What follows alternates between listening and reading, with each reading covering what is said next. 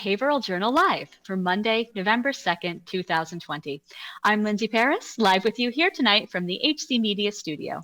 We're now bringing you the Haverhill Journal Live Monday nights at 7 p.m. on Channel 22 in Haverhill, at haverhillcommunitytv.org, and on the HC Media Facebook page, replaying at 5:30 p.m. and 9:30 p.m. every weekday night on Channel 22. Tonight, on the eve of one of the most anticipated election days in recent history, City Clerk Linda Kudelis is with us to talk about voting in Haverhill and how the pandemic has made this election unlike any other. Also, the Boys and Girls Club of Greater Haverhill has reopened with a fresh new makeover, and the Journal is bringing you a peek at how they've transformed their space during COVID-19. But first, every week, Mayor Jim Fiorentini is joining us to give us his latest update. Mayor Fiorentini, thank you for being here tonight. Thank you very much. It's great to be here, Lindsay. I appreciate the opportunity. It's great to see so much activity, voting activity, going on around the city. We've had 13,000 people vote as of Monday morning. Many more will vote during the day. We're anticipating another 13,000 will vote in person on Tuesday. If you're voting in person, I want you to know it's safe. Everybody is socially distanced. Everybody's going to be required to wear a mask, keep 6 feet apart. It's perfectly safe. Don't give up your right to vote. It's safe. Well, all of this is great. There are things that concern me, and I'd like to speak to the people of Haverhill about it. I've seen an awful lot of energy and enthusiasm, and that's good.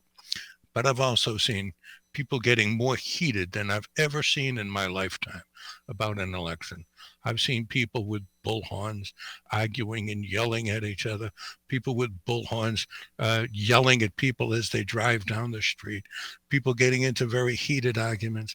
I've seen reports on social media of signs being ripped down and vandalized. That's a crime. Don't do it.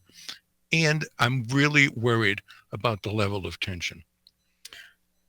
Wednesday morning, when Haverhill wakes up, about half the city is going to be very disappointed. I don't know for sure which half, but I know that half the city is going to be very disappointed. Half the country is going to be very disappointed. Most people don't pay all that much attention to politics, but some of you do, and some of you are going to be more than a little bit disappointed. You're going to be incredibly angry and bitter.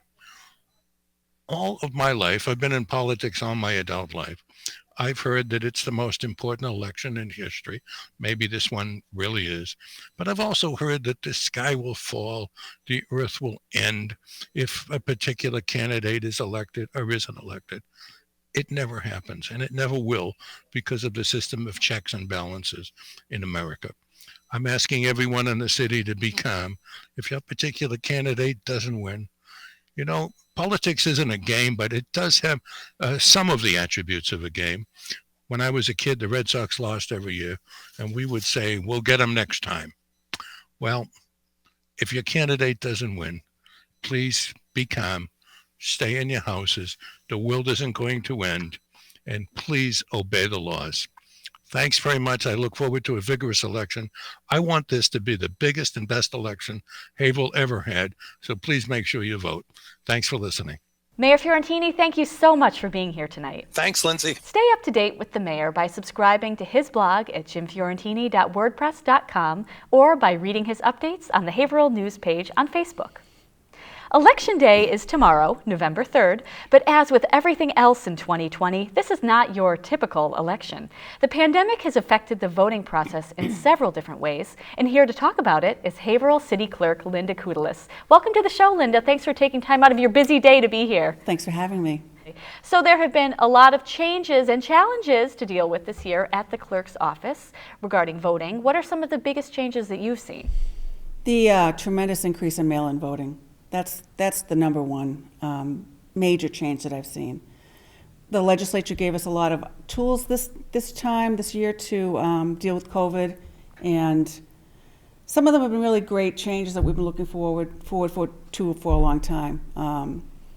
We are allowed to eliminate the checkout table, which is great because it allows us to use staff to do different things like cleaning, et cetera, at the polling places. And we also are using a new technology called poll pads. So they check in people. People can provide their driver's license. We scan them in. It very greatly speeds up the check-in process. Like I said, people don't have to provide their license, but when they do, they put it in front of the scanner, they're checked in immediately, and there's no error with the wrong box or something like that. Right. Well, that seems like a lot more convenient and, like you said, frees up staff to Yeah. do other things. Exactly. So, and as you mentioned, the mail-in voting has become very popular this year. So what happens with a mail-in ballot when you receive it? How are those votes counted? Okay, so mail-in ballot, there's a lot of misinformation about absentee ballots or mail-in ballots. Absentee ballots are the same thing as mail-in ballots, the same exact process. We receive them in, we take them out of the white envelope that they're mailed in, we time stamp them in, we examine it. If the voter hadn't signed the top of the ballot, we have to send them a second one because that ballot is rejected. After we do all that, we scan them into the state system so that if you're doing Track My Ballot, you can see that we've received it. And then we store them in the vault until they're ready to be processed. This year, the state allows us to do pre-processing, where we're able to remove the ballots from the envelopes, put them in a pile, and then run them through a tabulator. Okay. We don't look at the ballots. We simply get them ready. We put them through the tabulator, but they're not counted until election night at 8 o'clock.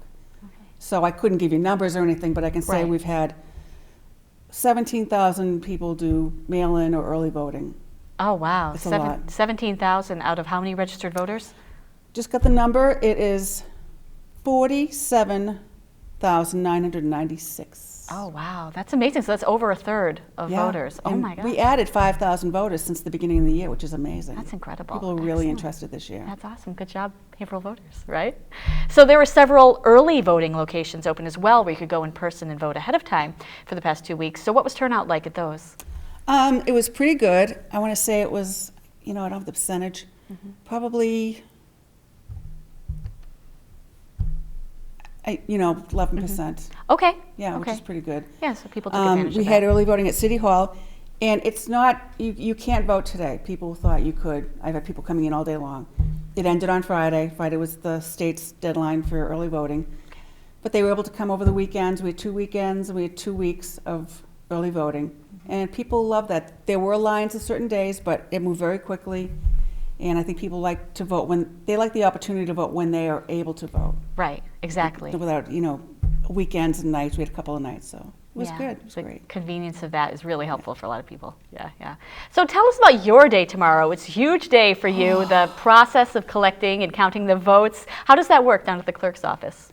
So 6 o'clock in the morning, my poll workers go to the polling location. The police come, they pick up the tabulators, they pick up the supply boxes and the ballots and the poll pads, and they deliver them to the polling place where they work that day. We have police at every polling location. During the day, if the polling place needs more ballots, we run them out there. If the ballot box gets full, they put them in a box and they seal it every time they open and close it in front of the police. And at the end of the night, the police return them all to us at City Hall. At 8 o'clock, after the last ballot is cast, they run tapes off their tabulators and they run them into City Hall. The police bring those right in. And we post those. Those are the unofficial results. As we'll have tapes also from the pre-processing, we're going to have, we're going to add those together for an unofficial count at the end of the night. So. Right. So when do you think that official count will come in? Do you expect it to take longer because of all these different technologies? So here's something else new. So any ballots we'll receive on Election Day through November 6th. That's any ballot that's postmarked before November 3rd. It comes in the mail by November 6th. We will actually be counting after November 6th. Oh, wow. In Okay. another public, tabulation process. Right. And then we'll add those. The official results have to be into the state by November 18th.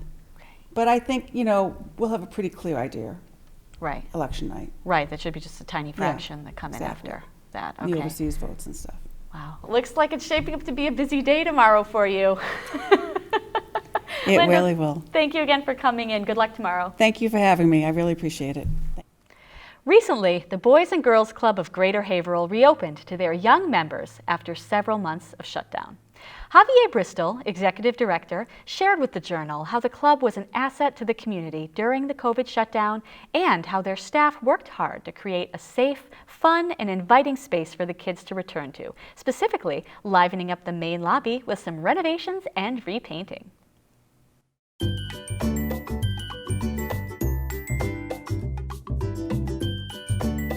Prior to this pandemic, the Boys and Girls Club of Greater Haverhill was thriving. We had an average of 280 kids on a daily basis from all of public schools in the city of Haverhill. We were doing sports leagues, we were doing a lot of our educational programs, and the kids just overall had a great space to learn, to play, to have fun. When you think about the Boys and Girls Club's mission to really enable our youth to be productive citizens of the future, I mean, it really starts with making a commitment to the needs of the community, to the needs of the kids that we serve in this community. We pivoted to do virtual programming, and we had about 50 kids for a couple months doing virtual programming, which worked out very well. The building being closed, what we were able to do is also just become a food distribution site, right? So during this time, we were serving breakfast and lunch for all the families in the community and in partnership with the Haverhill Public Schools. And really, it worked out well because, you know, we were able to meet the immediate needs of the community. The Boys and Girls Club is very helpful with our homework since Corona started and all that.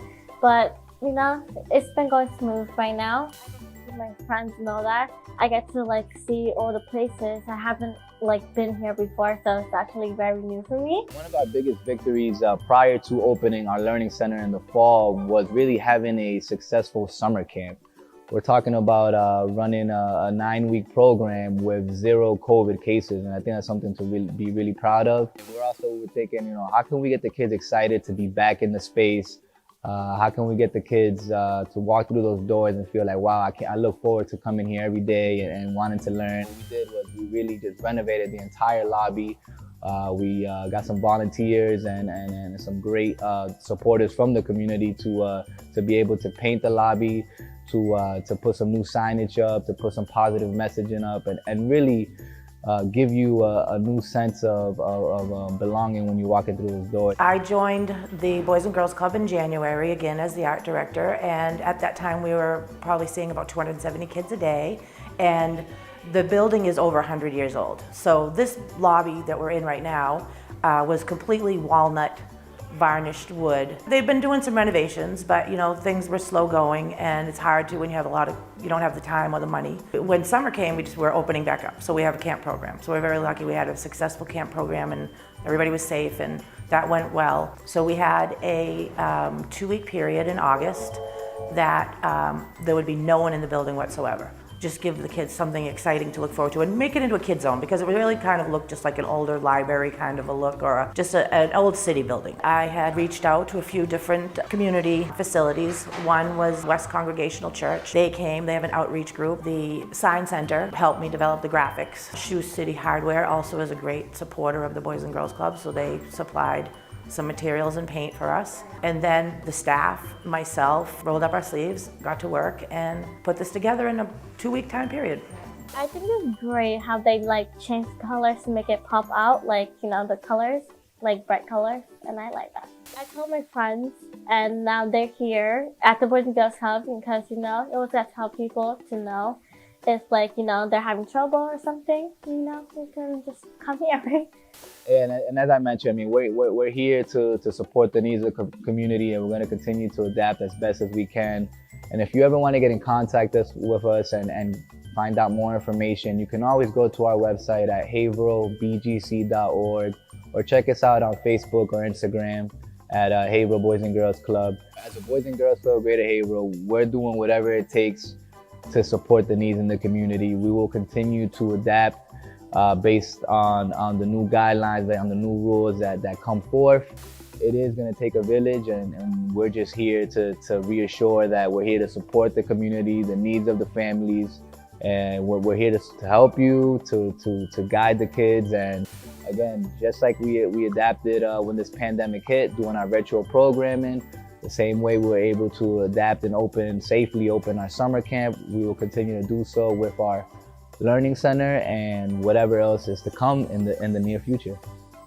The Boys and Girls Club of Greater Haverhill is holding a special live televised fundraiser here in the HC Media studio on Saturday, November 21st, which will be broadcast right here on HC Media's Channel 22. Stay tuned for more details. And that's our show for Monday, November 2nd. Thanks so much for joining us. As always, keep watching HC Media for up-to-date information, series programs, public service announcements, and more. And look out for brand new Haverhill Journal on-the-go stories each week. I'm Lindsay Paris. Good night.